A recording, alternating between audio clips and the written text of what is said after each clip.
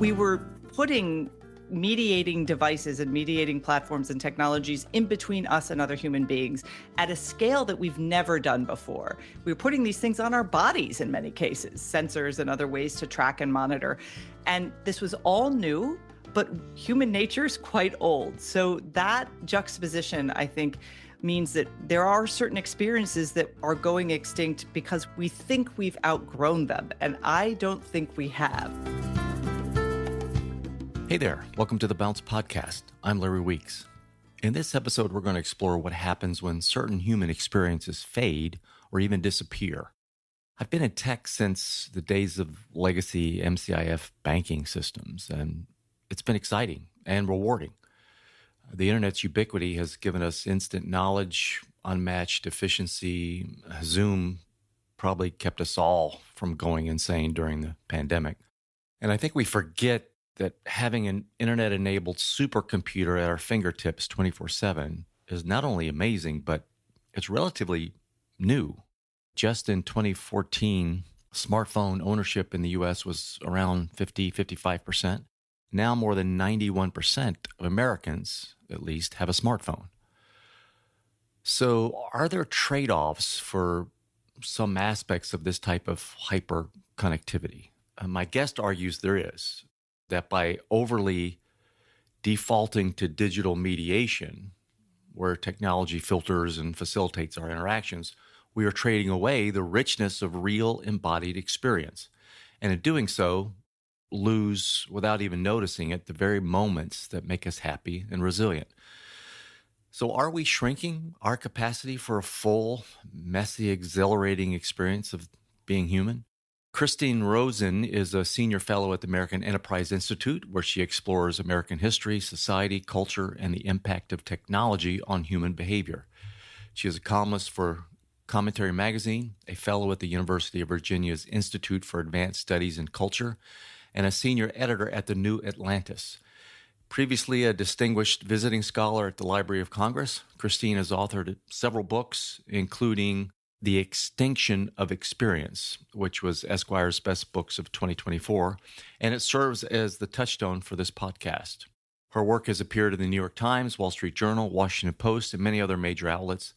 She holds a PhD in history from Emory University, a third-degree black belt in Aikido, and teaches martial arts, and we talk about that on the show, where she lives in Washington, D.C. So on the show, we do discuss Christine's book, The Extinction of Experience, and a variety of topics that include how technology mediates experience, the impact it has on basic social interactions. I discuss the concept of ambiguous loss. We talk about serendipity, chance encounters, how human virtue is created, public spaces and the decline of social awareness, digital voyeurism, physical resonance in real-life events, self-isolation, how that relates to the loneliness epidemic, the science of handwriting and some of its cognitive benefits, and finding balance and practical suggestions for digital boundaries, and her choice to completely avoid social media. So we get into all of that. So here's my conversation with Christine Rosen. Thank you so much for joining me. And as we get into it here, I was trying to do my homework on your background. There's a couple things that we have in common. I remember I talked to Neil deGrasse Tyson. I was like, no way I'm going to have anything in common with this guy. But he did ballroom dancing. And I was like, you're kidding. It's a great experiment in physics, actually. It's really that's true. But I was blown away. So we had something to talk about. And I think this is the coolest thing. So obviously everything you do has been really cool and you're very accomplished. But you hold a third-degree black belt in Aikido. You instruct? Yes, I'm a teacher at a local dojo here called DC Aikido. How cool is that? So many years ago in the 90s, I took Aikido for like 4 years from a guy named Dennis Hooker. And I grew up around martial arts and did the karate thing and the judo thing. And then I discovered Aikido was beautiful. And I fell in love with Japan, which made me want to, I got a gig to teach English in Japan because I just wanted to go train. I loved all the the tradition of Aikido. Mhm. So you still do that? I do, and in fact, I'm going back. Our home dojo is based in Okinawa, although we are affiliated with Hambu Dojo in Tokyo. So we did a training trip when I first started more than 10 years ago. We went on a training trip, but we're going back. We were supposed to go right before COVID, but then the country closed down.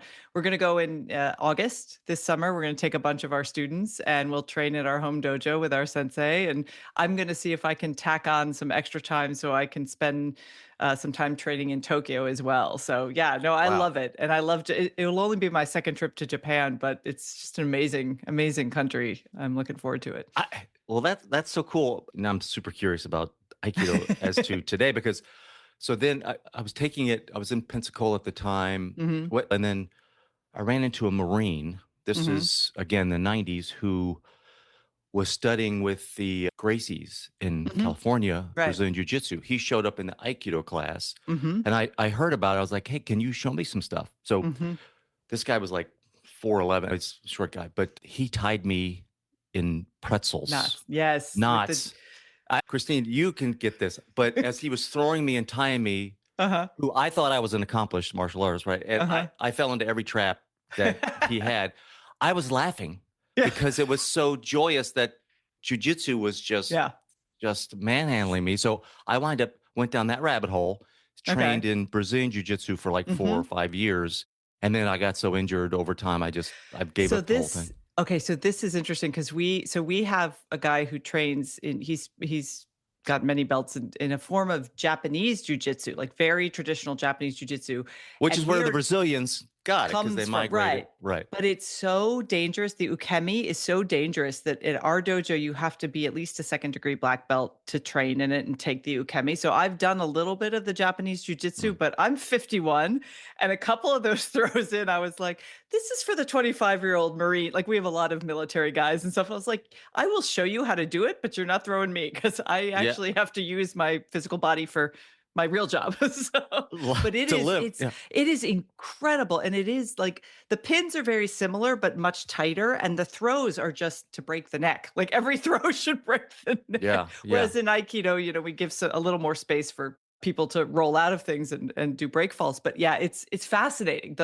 I love the physics of it because it's extremely effective when people know what they're doing. And Yeah. it has nothing to do with size. It's all balance taking and getting the pins just right. It's fun. It's really fun. And you're able to fight on your back. It was just amazing because I thought, okay, so I have this guy on his back. Oh, you're toast. But he wanted Oh that. no. And I Yeah, just, exactly. it's just really cool.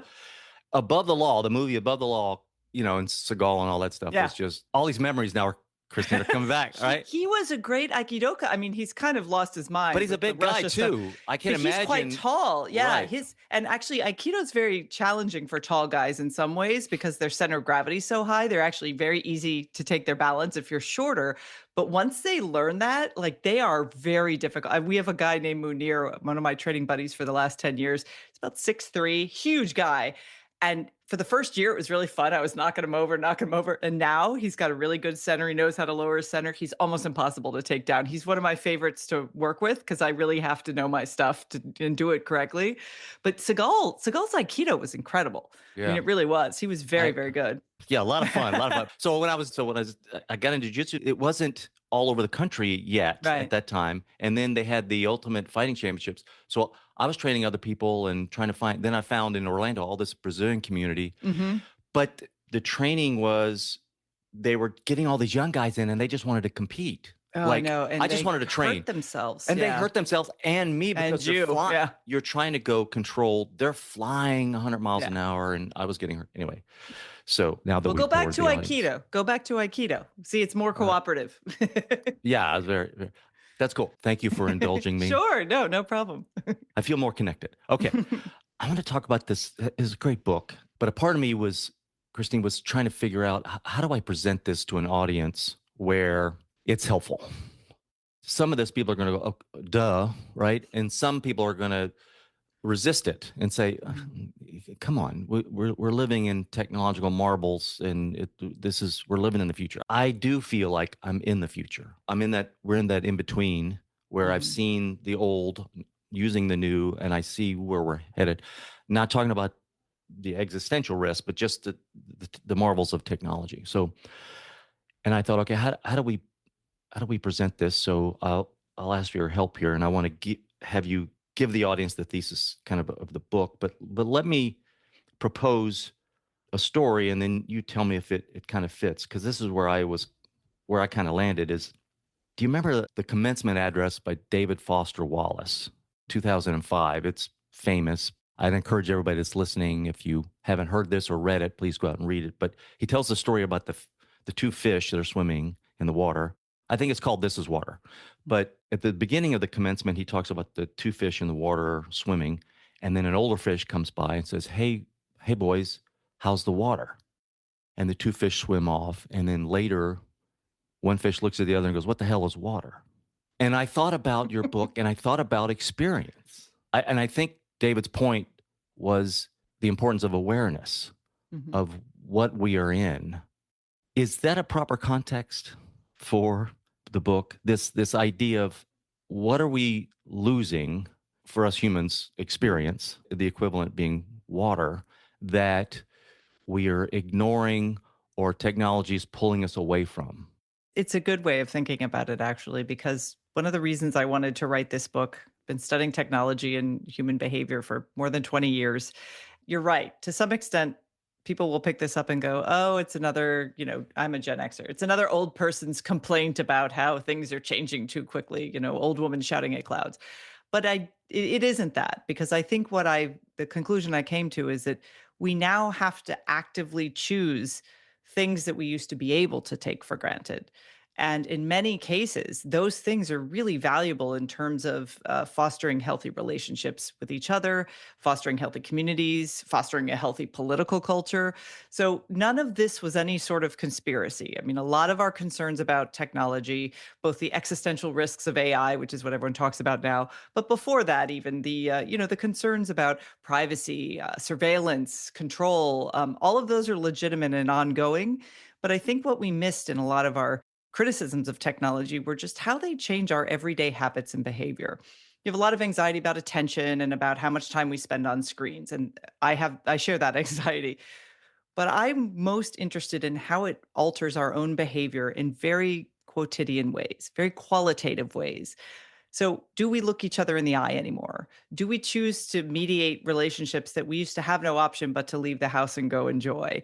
Now, on the one hand, it makes lots of amazing things possible. We get to talk face to face through the screen on a platform while recording this so we can see each other, which is fantastic. It's better than just having to hear each other's disembodied voices. But if we were close friends and we chose to interact this way or on FaceTime because it's convenient and never kind of made the effort to see each other in person, the quality of our relationship would suffer. And those little choices, whether it's handing your kid an iPad when they're sitting at the restaurant just to keep them quiet versus like engaging them in conversation, entertaining them, we're making all these choices for convenience and efficiency and ease. And we're not thinking about what we lose in the process. And we're looking at a young generation now that is very awkward socially when they're around other people. And in part because their discomfort comes from never having practiced enough. That's just with people. We can look at the way it's transformed how we interact with our in yes, person. in They person. haven't had the They in haven't person. practiced. And they feel anxiety. They feel genuine anxiety about it. So last night, I had my stepson and his wife over. I said, I'm going to talk to you, and I'm having this podcast. I don't want to be an old fogey.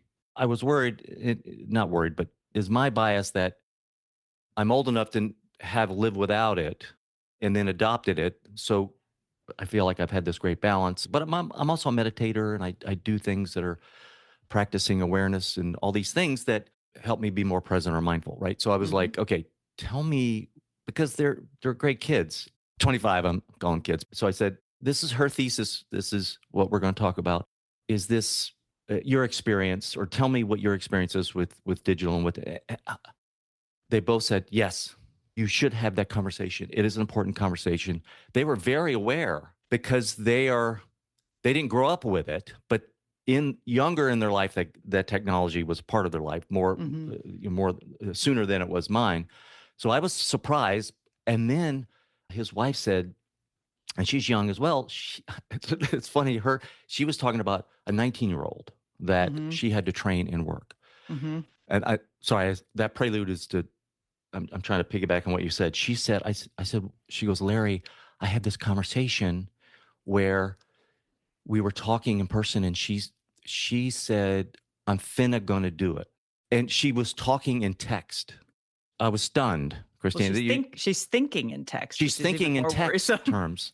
And so I was blown away because this 25-year-old is saying, "What?" And then she went like this, right in front of her. For the Like audience, she's I'm bored. Yeah, yawning, she's yawning. Yeah. which you and I would not, I know. I would have been fired from my first job if I did that. But yes. Anyway, those are, sorry, firsthand experiences that I just found out about. Just Well, this younger, I have sons who are 18. They're twins. They're freshmen in college, and it is fascinating to me to see they are very aware of missing something in a lot of social interactions and of the power of these devices. My kids got their smartphones pretty late, like they were already high schoolers when they were allowed to get them. Some of their friends had smartphones since second grade. Their entire lives were mediated through a device that gives them I think, false but nevertheless powerful sense of control, a powerful ability to, even when you're physically in one space, remove yourself from it mentally and emotionally and focus on the phone.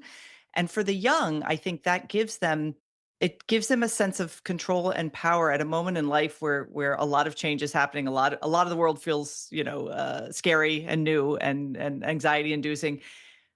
However, it trains you in habits of mind that leave you lacking those skills when you do get into the workplace, for example, and your boss says, go over and talk to that new client and sell this or that, or go over there and manage this other employee who's doing such and such wrong. Suddenly you don't have that device to mediate that relationship or to tell you what to do. You have to figure it out on the fly. And you have to actually learn how to sit and understand your own emotions. That's what worries me about the younger generation, is that they can escape their emotions all the time by picking up a phone. Just like all of us as grown-ups can fill every single moment of interstitial time with a distraction on our phone if we choose to do that. What that means, again, is it makes us less patient, less tolerant, because we're not practicing those things. And this is where, I mean, I might sound like a Victorian scold, but in fact, these are all the things that, as a hybrid generation that I'm in, where we didn't have that option as kids, we had to fill our time. And yeah, we were bored. And I'm not embracing boredom for all, but I'm saying boredom also teaches you some self control, some virtues. It also allows your mind to wander and be more creative. And all of those things we've, again, not out of any sort of conspiracy or direct effort, we've leached those from daily life without really thinking about what that means. So you do end up in a generation. I have a woman who I know who was training young diplomats. She's like, I end up having to teach them how to properly shake hands and behave in a room with others from a foreign country with whom they're having a discussion. That was bizarre to her, and what yet what what age were they? so these were college graduates. So these are like very young millennials, Okay. but they were raised on social media. They were raised in ways that they were that generation that really was an experiment, social experiment on a vast scale in terms of social media platforms. They came of age Yeah, with yeah. Facebook and whatnot. So, and their ways of interacting and reading each other's signals are not quite as good as others. Now, again, I'm making broad generalizations here. This obviously isn't true of all younger generations, and there are plenty of problems. Look, the boomers ruined Facebook. We all know this, but the point is that the tools shape our behavior intentionally and unintentionally in ways that I think we haven't fully recognized and attended to. So I made you jump right into the kind of the deep end of the pool here in the sense of some examples of the problems here. But your book, The Extinction of Experience, could you just summarize? Because you pretty much explained it already. I'm sorry, but if you could just summarize the thesis, then we'll tie all these threads together because I want to say something else. Sure. I actually borrowed the title. It's a phrase that was used by the naturalist Robert Michael Pyle many years ago. He was studying how to teach kids to understand the natural world. And he was concerned that because were spending less and less time outdoors in nature, mucking around, seeing animals and plants in their natural habitats, that as they became older, if a species went extinct, they wouldn't even care because they'd have no experience of it in the real world, and they wouldn't have that connection to it. That essay really stuck with me because although he was talking very specifically about the natural world, it struck me that in our human relationships, we were doing something similar. We weren't practicing the basic human skills, the things that evolutionarily we're wired to do, like read each other's facial expressions, be physically present with others in group settings to hash out our difficulties, to laugh, to play, to do all those things that humans are wired to do.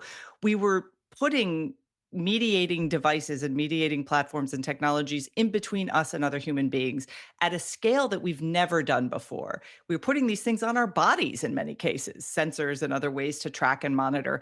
And this was all new, but human nature is quite old. So that juxtaposition, I think, means that there are certain experiences that are going extinct because we think we've outgrown them. And I don't think we have. So face to face communication, in person interactions, these are vital. They're not something we should outsource entirely to technology. Handwriting turns out to have all these cognitive and memory implications that if we just give up handwriting and only do things on touch screens or voice memos or typing, we're losing something. So I think the debate we should be having as a culture isn't, well, let's just get rid of the old and not worry about it and embrace the new, but understand the trade-off so that if we do say we don't need handwriting, we know what we're giving up.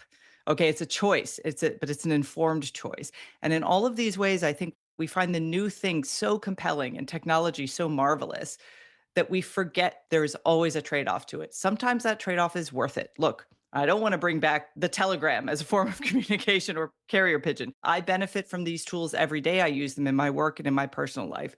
But I also understand when I'm making the choice not to be with the other person, but instead to just send them a text message. I'm making a choice if, for people who use Facebook, the reminder to send someone happy birthday message is done for them now. We outsource that emotional obligation. So it's that awareness that I think is really the sort of unanswered conundrum that we haven't fully wrestled with as a culture. So and I'm going to point people to the book and read the book, but is there a ladder or a scale, or is there just a focus on technologies that mediate experience or allow someone to avoid an experience, which may be the same thing? Is that the focus, or is it more general than what I'm asking? It's the mediating technologies that allow us to, particularly for face-to-face interactions, to mediate between ourselves and others.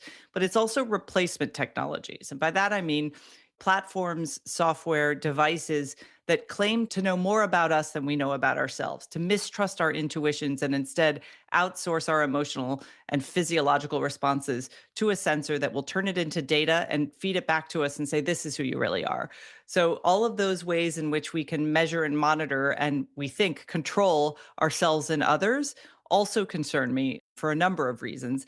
And then the way in which we consume the experiences of others more than going out into the world and having our own. I mean, the fact that, if you look at the number of hours people spend watching other people do things on YouTube versus what they do with their leisure time is worrisome, because getting out in the world and having those hands-on experiences are valuable to human beings. We learn things about ourselves and others. We have social skills. We have a culture right now that, again, people talk about the loneliness epidemic. I think that's wrong. It's an epidemic of self-isolation.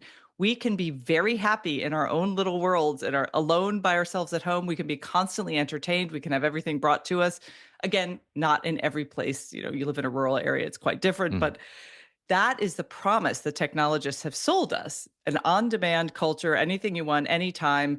You can build a world and live in a world online that's going to be more creative and give you more control over yourself and over any number of things than in the real world. And I think people are starting to find those virtual worlds more seductive, more appealing. So what happens if we abandon the physical world and we abandon face-to-face? So all of that is so I do look at art. I look at, the way we consume any of our pleasures, food, art, sex, the way everyone wants to outsource everything to technology because it's easier, it's on demand, it gives me exactly what I want. But that's bad for us as humans. We will take that path if it's offered to us, but it doesn't make us better people. So I also worry about, cultural patience. We've become more impatient. We've really allowed our public social spaces to deteriorate. All of these are connected in part to the choices we're making about mediating the way we make our way in the world as human beings.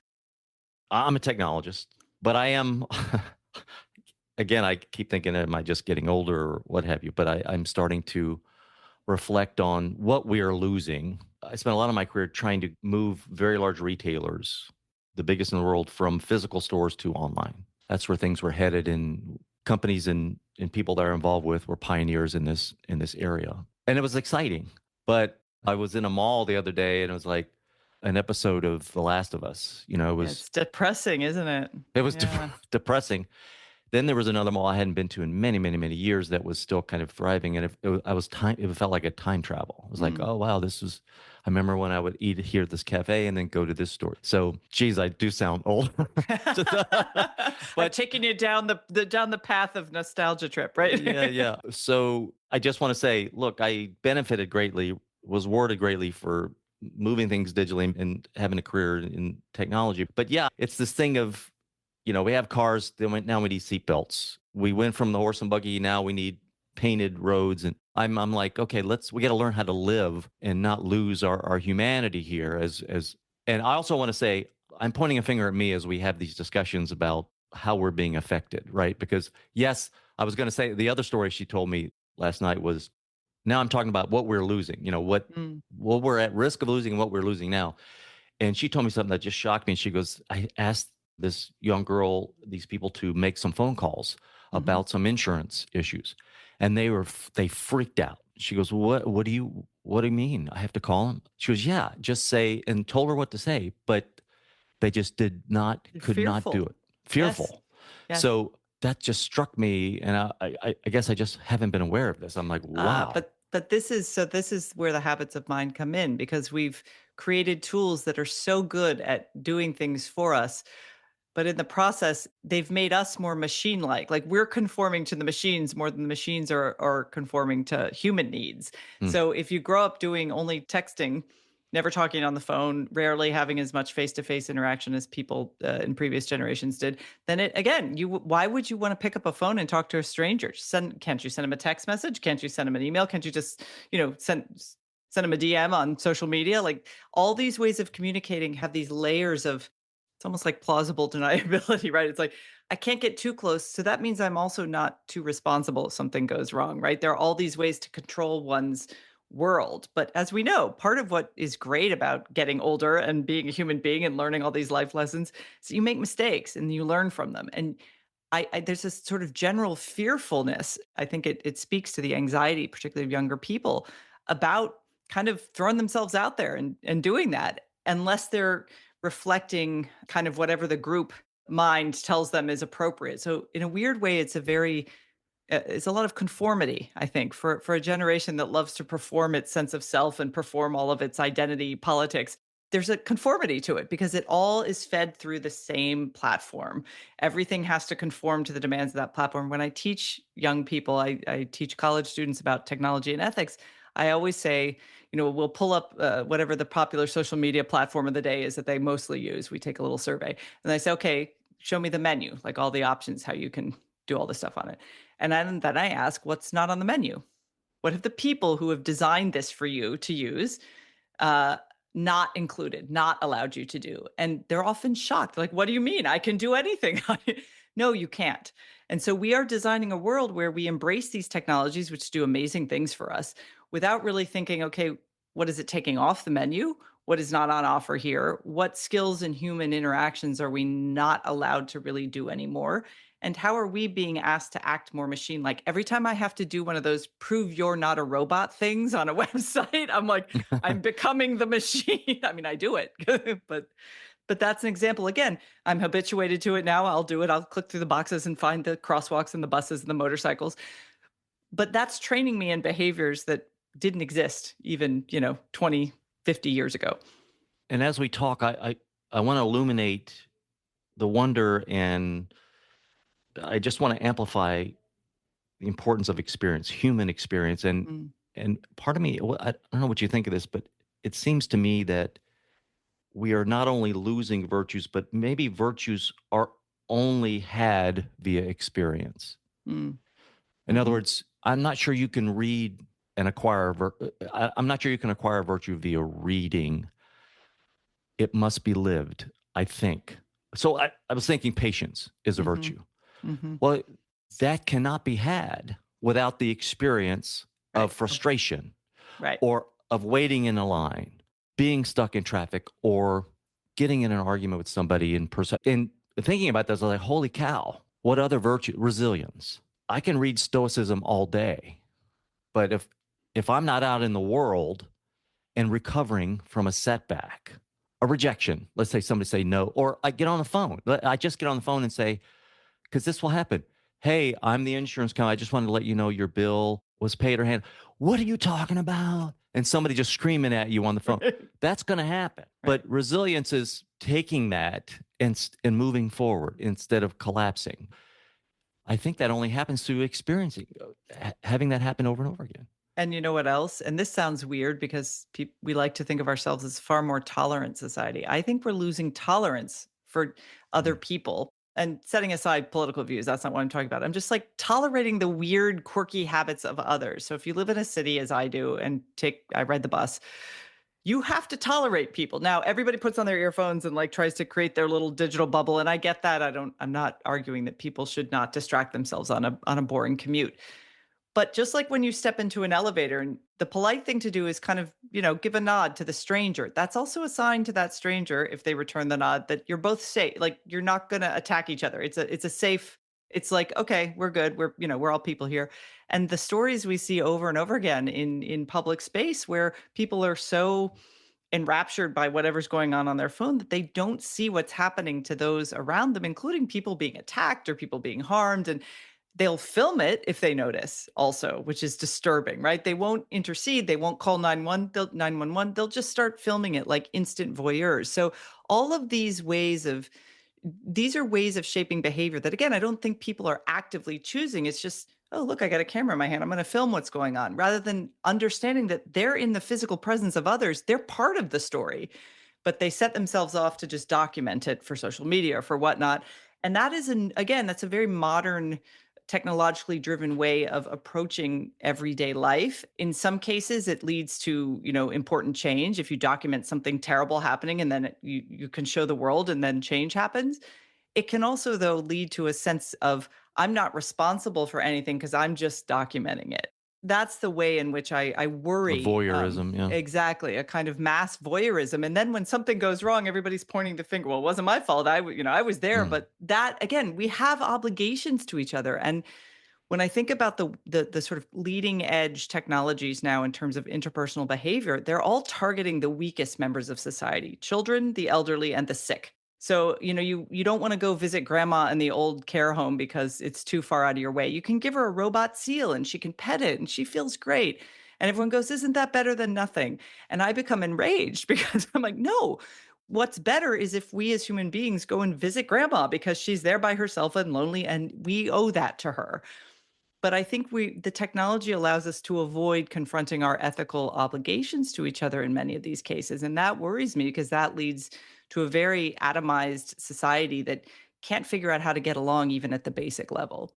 I think you mentioned book, but I'm not sure. Serendipity. Yes. The aspects of these happy accidents that. So I think the pandemic really screwed the country up. Yes. Now, and I'm not talking about the deaths and the thing, but I'm talking about, and in many ways, this is where I'm thankful for technology because I could Mhm. stay in contact safely with people, Zoom and all these. Again, when it was happening, I was like, well, thank God for these technologies. But the isolation, depending on where you lived and what have you, just I think really screwed us up, especially the young people. But I was thinking about what we're losing, and if we're not careful, serendipity. And this is something you can get right back. You can get back. If you so during the pandemic, groceries were being delivered, so we stopped going to the grocery store. That kind of made sense, right? Because you're exposed to a lot of people and touching things, but it became so easy and convenient to get groceries delivered. We still kind of do that, right? Mhm. But now there are occasional trips I'm purposely going out. And I remember when I first started venturing out and back to the routine of going to the grocery store, I was delighted with the discovery aspect. In other words, normally you pick from a menu, dun, dun, dun, dun, you have a purpose and it's focused, but you lose all this discovery of what else is in the aisles and what have you. plus just bumping into people. There are also these studies about micro friendships where these Yes. little interactions with people during the day, real saying hi and makes them happy and you happy. People, Hmm. I don't think people understand this. Generally, it's like a glass you're filling with water. This happiness Hmm. just collects over time with these little interactions. But the other day, I was going to the grocery store. I'm sorry, I was going to the post office, which is next to the grocery store, and I pulled my car in, and there was a guy. He pointed to the lot next to me, so I got him like, or the parking spot next to me. What's wrong? And there's this little baby squirrel fell out of the Oh, tree, and it looked like it was injured, but it was still alive and fine. And so I grabbed my hat, picked it up, and put it on the grass. And then another gentleman. So three older guys were standing on looking at this baby squirrel. Now we're all three waiting for the mom. We're right. like, is right. So we're sitting here, and then we see the squirrels run around. Right? Oh, is that her? Is that? And so we don't know because it's a squirrel, it's running around. But it walked over to the baby, went right up to the baby, and the baby flipped over. Oh, And none of us had seen this in our entire life, right? The baby flipped over, and the mom picked the baby up, and we sat for 10 minutes. We watched this mom take the baby. It was a wonderful experience yeah. that you're just not going to have if you're just isolating at home, ordering everything in.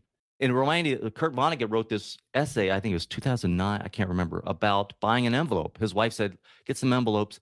And she said, "Go, you can go online." He goes, "No. I'm going to go out." And he wrote this whole essay about everything the benefits of going out to a Hmm. store to buy an envelope. Sorry, that wasn't my long soliloquy of serendipity. No, but it's interesting, right? Because you were talking about browsing in the grocery store, right? So when someone says, what is a browser today? Everyone instantly thinks technology, I right? did.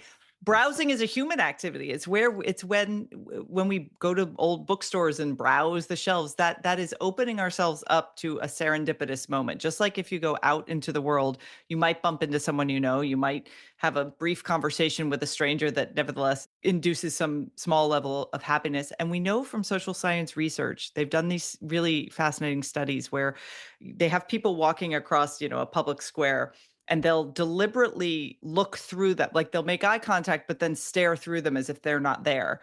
Or they'll do stuff like they'll have their phone and like Mm. completely avoid, so the person knows that they are being ignored. And then a few minutes down the path, they'll ask the person that was ignored or the one who might have gotten a smile and a nod or kind of a friendly greeting, how they feel. I think it was a German study. I have it in the book, but it's called like looked at as if through air. And the people who were sort of ignored in that way, not acknowledged, where their presence was as if they weren't there at all, felt terrible. And of course, you can understand, again, humans are wired to be acknowledged. It's why people originally flocked to social media platforms. They wanted acknowledgement, they wanted feedback, they wanted people to say, I like this, you're great, I'm going to be your friend. But at scale, that is not a replacement for actually smaller acts of human kindness and human acknowledgement that we should give each other on a daily basis. And I think we believed the conceit that was sold to us that it was an improvement on these human interactions, when in fact, it's ended up being a replacement in some cases. And it's allowed those other more basic human skills to deteriorate. So again, it comes to like a balancing act for lots of people. I don't use social media for that reason. I don't find it useful at all. And I've never used it. Some people have to use it for their jobs. They have to use it for other aspects of their work or their personal lives. And I understand that. But striking that balance between, especially post pandemic, where we have not yet gone back to the levels of pre pandemic in terms of face to face interactions and back to the office and all these things, we are crafting a preference for avoiding human interaction in a way that's really bad for us as a species. I really think it is. And I know all the flexibility of working from home and having your own schedule and all this stuff.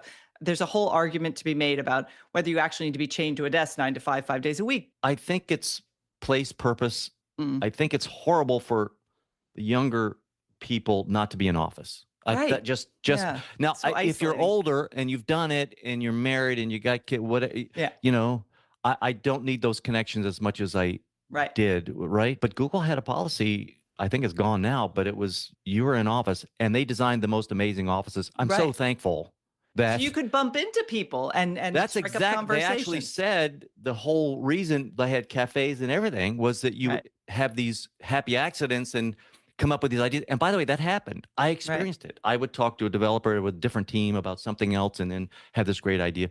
So the whole purpose of the office, it was planned, they worked with that to better the company and come up with great ideas. So that's a loss. And I want to point the finger at myself and you said something about phones and looking through people. I just heard Esther Perel, she's a famous Hmm. therapist who she had this term, and she was talking about people, in a conversation. And for everybody listening, I'm holding up a phone and then dipping my head. So, having a conversation and occasionally dipping your head down to Hmm. look at the phone Hmm. and doing this with somebody else. And she said it's a form of ambiguous loss. Hmm. It's And a good and this phrase. this hit me between the eyes. She says, "Look, people who have Alzheimer's could be in a room with someone, a family member, and the family member doesn't know if they're present there. They could be in and out because of Right. the condition, right? Do they remember who I am? And you have this ambiguous loss." She goes, people are experiencing that now when someone else dips down into this device Hmm. because you're wondering, did they hear me? She said, they are present, but there's no presence. Exactly. I was like, holy shit, I've done Hmm. that. I'll Hmm. get distracted, I'll a text or what have you. And so that helped me because I tend to do it if I'm not careful. Hmm. Most part I don't. I think I'm pretty good at it. There's an exercise I gave to a friend of mine whose boyfriend was someone who did that a lot, and it drove her absolutely crazy. And so I said, and she's like, "Well, I'm telling him to stop, and he doesn't listen." Just da, da, da." I said, "Well, next time, don't scold him. Just when he turns his attention to the phone, and you're in the middle of a conversation, just go silent and see what happens." And so, of course, that's the best rebuke because they were in the middle of a conversation. He'd be looking at his phone, so she would just wait, and then he'd look up and say, "Oh, what were you saying?" She's like, "No, I'll wait till you're done." And it wasn't I mean, she literally would just say, "No, because you've chosen to focus on this now. So I'm not going to keep speaking." And it was funny because it only took her doing that a few times before he was sort of abashed at how bad his habit of checking his phone had become. And so he changed his behavior because he wants to hear, he loves her. So it's not like it's, any sort of power play. But I think in among strangers in social space, it often is a power play, right? It's sort of, I'm so important. And remember when the first mobile phones came out, the people who had them would sort of loudly scream into them when they were in an elevator or something like, "Look at me with my brick phone. I'm so important." Yeah. But now people walk around with earbuds in, having these conversations where 100 years ago they would have been considered a crazy person having delusions, walking around in public having conversations with someone in the ether. So the norms are way behind the technology. They always have been. This has always been a struggle throughout the history of our embrace of new things. But both the intimacy and the speed with which we're adopting the intimacy of the technologies and the speed with which they've come to market mean we don't have 100 years between the radio, the telephone, the television set, and then any sort of mobile communication technology, which allowed people to kind of figure out how to negotiate new social norms. Is that the difference that you think from because there were people always Right. warning of when the Of radio course. came out, we're going to lose community. Right. People are going to go to church anymore, whatever. Then the TV, there was always some And Cassandra warning. And I will Sorry. say, and this is what people forget when because I hear this warning, that said all the time to me. If you're a critic of technology, you'll hear it daily. They were right about some of that stuff. Actually, television did pull people into their homes and away from communal third spaces where they used to gather and talk and meet people from other walks of life. Now we decided the trade-off was worth it. But yes, the difference is if you look at how quickly mobile technology in particular and the smartphone especially and all the platforms and sensors and devices that it hosts, that is very, very, very fast in terms of humans' ability to adapt to a new tool. And the fact that it's on our bodies and in our homes all the time. I sort of half jokingly always ask my friends who say, "Oh, I am in control of my phone use." I say, "What's the last thing you touch at night and the first thing you touch in the morning?" For many people, it is that phone. It's not their spouse whom they say goodnight to. It's the phone because it's a clock, it's all these other things. So we haven't even really acknowledged just how dependent we are on it as a tool. So these efforts to take it out of our hands are very good. You go hear a concert now, a lot of comedians and other artists will make you lock your phone away for the duration of the concert. And it's not just that they don't want you like pirating whatever they're doing, it's that it's a different experience if everybody doesn't have a phone and you're all just in the moment together as a group of strangers enjoying the performance. I mean, I've done both. I've been to concerts where all I see are just the glow of screens filming the concert, and no one goes back and really looks at those clips, right? What are they saving them for? So all of these ways of trying to adapt our behavior to the tool, we're going to make a lot of mistakes, but we can't assume that the new thing is an improvement. That's where I become very deeply curmudgeonly, because some of our new things aren't actually good for us. And we need, like, think of fast food. Like fast food in moderation, like have it a couple times a year, you're fine. But if that's all you eat, you're going to be unhealthy pretty quickly. So not every new convenient, efficient thing is actually what's best for us on a daily basis. Yeah, I was thinking about proximity. I remember during the pandemic, a lot of Zoom calls, and then I went to a concert that was in a neighborhood where everybody was 6, 7 feet apart. And I had one of my best friends across the street. We were listening to the same concert. And I remember thinking the distance, there was a weird loss of intimacy. It was just a weird experience because I really couldn't connect. He was a little too far from me. And Zoom was the same way. And then the first time everything was clear and we were, very close to each other talking. It was just a different experience. And then I thought about resonance, where, if you ring a bell and there's another bell in the room, if it's within proximity, that bell will resonate because of and I was like, that's part of the human experience, this vibration, for lack of a better word, I don't know how to explain this, but between two people or events or things or animals or whatever, we're losing that if we're just living within this digital VR, this non-real. You said something that struck me. I heard you. Sam Harris I'm a big fan of Sam Harris. You were talking to him, and you said real feelings in unreal environments or something like that. Yes, because I would never pretend. And I think, unfortunately, some critics of technology have done this, and this is incorrect. We are having real emotional experiences online. When you get a text message from someone who you really like, you get a real feeling of emotional satisfaction. So those feelings are real. The question is whether they can reach their full expression only in virtual environments, or if we also need to make sure we're having those same experiences in person. And I tell a story in the book. It really struck me. There's a young man I spoke to on a college campus. I was there for a conference, and he had heard me speak, and he came up afterwards and he said, I had this Facebook friend. This is some years ago, so all the college kids were still on Facebook, pre-Instagram. And he was saying, we kept in touch. We were from the same area, but we hadn't never met in person, but she was so friendly and she helped me out. And then one day, they knew what each other looked like because they had their Facebook pictures. One day he bumped into her and they started talking, and he was like, I was sweating. I was anxious. Like my heart was racing. And I was like, oh my God, I must be getting sick. Like, what is happening to me? And then he's like, and then I realized I actually found her really attractive. And it's because he never, like, his physical body in the presence of an attractive female who he knew a little bit about in this abstract virtual world and had pleasant emotions towards. Suddenly he's face to face and he's like, yowza, his body's like, yes, you like her, ask her out.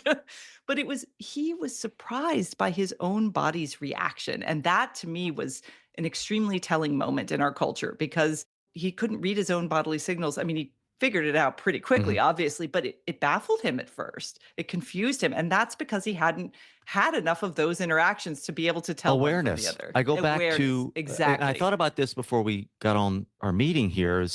I thought about awareness atrophy. That I think if we're not careful, that aspect of, because you talk about it a lot, embodiment, or what's embodied or not. And this awareness is this aspect of us that senses and takes in everything, even if we're unconscious, movements and what have you. So I think that's the other thing we're going to lose, or it's going to atrophy, this general human awareness of our general experience. When I go back to resonance, I was going to tell you this because it's just happened, is that speaking of resonance, I play tennis. I'm a tennis player, and I watch a lot of it on TV. It's been a long time because Roger Federer retired. I haven't been to a tournament in a very long time, just because it was almost over for me when he got out. I'm just a big fan. But But I used to love going, and I would go a lot. So a friend of mine just invited us to Delray Beach to a tournament there, well, a minor tournament, but it's easy to get to. So we went. I was ho hum. I was like, okay, just it's a good trip. It's a nice city. We'll enjoy it. And I went, and just like your friend, I'm watching because we had great seats. So we're right there. And I'm watching this. It's making me want to move. It's Yes. making me want to hit the ball. It's making me want to play. Right. I never get that. Rarely do I get that watching TV Hmm. or YouTube, whatever. But I'm in this presence of the sound, and I'm Yes. seeing the movement, and I think it's resonating with me to, man, I couldn't wait to get back and play. And I Right. was like, this is why this is important, Right. right? This is That's why a right. live event is important. You go to a concert, I'm sorry, it's not going to be Apple AirPods or Right. the best speaker. It's just this resonance that you're missing out on. So everybody, please go to a tournament or go to an event. It's sometimes also, I mean, the tournament is fun. The concerts, I love going to comedians and live music. I had always struggled a bit as a kid with museums because I would be dragged to museums and I'm like, I gotta sit, it's so boring. I don't really understand art. But as I got older, I decided, I need to educate myself a bit because and I met friends who studied art history who, taught me some things, gave me books to read. But all of the best friends of mine who appreciate art always told me the same thing. They're like, "Go to the museum, sit in front of a painting and just look at it and try to just look at it and try to figure out what the artist was trying to do." Now, if it's an abstract expressionist painting, I'm like, "Oh." If it's a beautiful Rubens, I'm like, "Oh, they're depicting this, it's the Annunciation or it's the."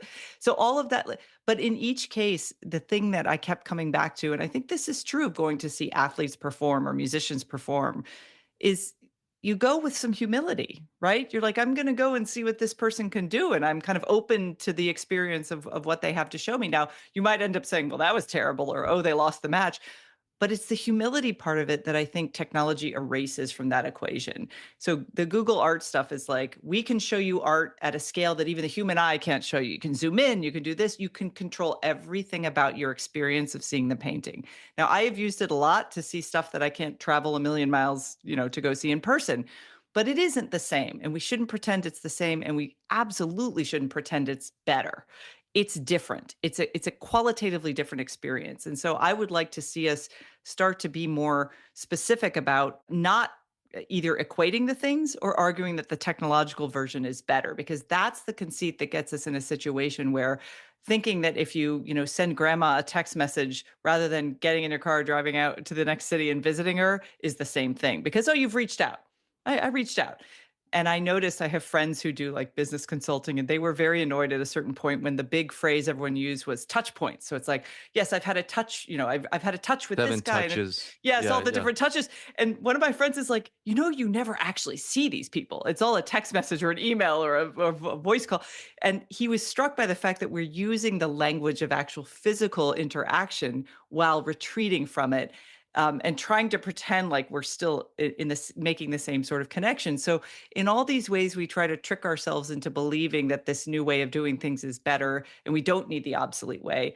Again, sometimes that's true, but when it comes to human interaction, I have my doubts.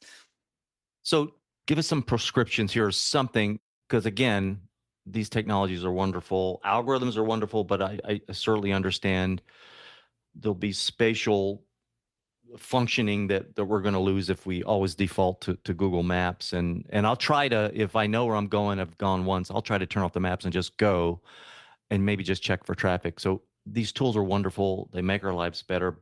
But in some cases, especially in this context, are probably making our lives worse if we're outsourcing some of this human experience into digital platforms. So help us out. Like, how do you balance? Because I was thinking as you were talking, the phone is the last thing I touch when I go to bed. Some of it because it's so utilitarian, I'll have an Hmm. alarm on it. My Kindles, my books are there, right? But also, I have a small SaaS platform I'm kind of managing at the moment. I built that I'm checking email, just did anything break or what I've got alerts and alarm, I've got metrics that I look at. So that hit me between the eyes. I'm like, all right, how do I do that? And by the way, the Kindles I read a lot of books. Obviously, I'm prepping for a lot of podcasts. So So I've tried the Paperwhite. I've tried separate device besides my phone. It's just not, they're not good enough for me. Yeah, I don't, whatever, black and white, or my eyes aren't good or what have you. So I struggle trying to figure out how to balance the use of these technologies, because I was just the other day watching a show on TV and looking at my phone. Like, I'm like, what am I doing? It's like, Well, so Larry, focus, either turn the thing off, or, you know what I mean? So this is where I get to, so I'm a historian. I'm not good at giving prescriptions. I'm good yeah, at but descriptions. this is what I thought. You've had many conversations. I know you've Yes. had these questions. And right? I do actually, I did think about it a lot, because I'm like, I can't just be railing against this and not offer some path forward, because I've thought about this a lot in my own life and with my kids. And one thing I will say that I do, and I do it several times a week, is I try to slow down and have, as you say, cultivate awareness. So for me, that means not picking up my phone during interstitial moments of waiting, and instead just either always having a book with me that I read that isn't, I don't read stuff on my phone. So I either have an actual book with me that I'll crack open and read. More often, though, if I'm in public space, I look around and I kind of watch people. People watching is a really undervalued free form of entertainment. Or I let my mind wander, I think. So I have fallow time rather than attention to the screen. So interstitial moments, sitting at stoplights, waiting for the bus, standing in line, it cultivates both patience and awareness. But mind wandering, daydreaming, these are things we need to valorize, not see as inefficiencies, because we spend so much time stimulating our brain that we need that downtime. The other thing I would say is that when it comes to the people in your life whom you most care about, you have to actively choose the human path, the face-to-face path whenever possible. If you live across town from a good friend, make the effort to leave your house and see that friend, and make plans to see them in person, because the ease of digital communication, even throughout the day, like I have friends who I text throughout the day and I feel close to them, but you know what? If I got sick and needed help, I also know they would show up at my door to help. And a lot of the sort of social relationships we have online feed the need to communicate and touch base, but are they the people in your life who will show up? Are you the kind of person that will show up in person to help someone? Those are the kinds of questions I think that are always in the back of my mind when I think of how I mediate my relationships. So each of us can do better there. And then finally, just cultivate patience and time away from screens. You have to actually actively choose that on a daily basis now, because everything about our work and leisure time has been colonized by technology. It's just simply a fact. So if you want to try to live a different way, you have to be in a kind of nonconformist. You've got to choose that path. And I think there are great rewards to it, but it is going against the mainstream right now. More and more people and younger generations, I'll give you an example. My sons have these friends, and I don't allow cell phones at the table for meals. So their friends were always had to put their phones away when they come to my house for dinner. But they now, as college students, they told me they do this game. You might have heard of this. If they all go out, they're all poor, they're college students. They put their phones in the middle of the table, and whoever picks up their phone first has to pay the bill for everyone. Otherwise, I have not heard of that. That's they great. each pay their own tab otherwise. But if someone, and it's because they know if they don't make the rules, they're all going to end up on their phones checking. And again, as you said, that kind of inattention that actually degrades a social interaction. So these might seem like small, mundane, tiny little things, but I've found they've helped me, at least personally, cultivate more awareness about my own tech use, and have really made me think about whether I need to put a screen between myself and other people, whether those are my loved ones or just strangers while I'm waiting in line. And you can have those serendipitous little moments like you did with the baby squirrel, like the baby squirrel moment, where you happen to just have this human moment with strangers that is actually quite lovely. So we're missing out on those. Yeah, I was telling it to a friend, and I was a little sheepish at first. I'm like, I'm talking about a baby squirrel, but these grown men, one almost got teary-eyed just watching I was like, it's a human, back to human experience, this human. Yeah. I was trying to think, how could you make people appreciate their own human experience, like some kind of premature nostalgia or some kind of, because I remember during the pandemic, there was no traffic on the road. It was no traffic on the highway. It was depressed. It was like the end of the world. I was like, what? Now, this is traffic that you hate your whole life. But all of a sudden, as soon as it came back, I felt, a little joy. It's like, oh. It didn't feel like a dystopian apocalypse. Yes. Right. It's that kind of thing that, even at our difficult moments, we are still alive. We're here. And Joseph Campbell said something, and I'm going to misquote him, but the gist is, I don't think people are looking for meaning in life so much as a sense of aliveness. Yes. And I would encourage people, if you want to increase your sense of aliveness, it's not going to be digital, your head in a screen, as much as you have to do it or when you do it. But I have this end of the day review at night where I kind of I may have my eyes up depending, but sometimes I'll close my eyes and just think about what I did during the day. And it makes me feel more alive. And it just amplifies the experience I've had during the day. So if I went for a walk or if I ran into people, these things pop up in my head and I'm reliving them, right? But the digital stuff doesn't come forward at all. And even though I'll think about what? It's not embodied, and you make different memories. You actually literally make different memories of when you have mediated experiences versus embodied experiences. Yeah. It's really interesting, right? Yeah. So aliveness. Christine, thank you so much. This has been wonderful. I'm going to put the show notes and all those links as well as your books. Thank you so much. I really enjoyed it. You were great. Cheers. Bye. Well, that's a wrap. Thank you for listening. If you enjoyed it, do share it with your friends and on your social platforms. Big thanks to Sam Williams, my audio guy, and the beautiful bumper music you're hearing is Michael Petrovich's Bella Luna. For all my show notes or resource links, visit larryweeks.com, and we will talk again soon.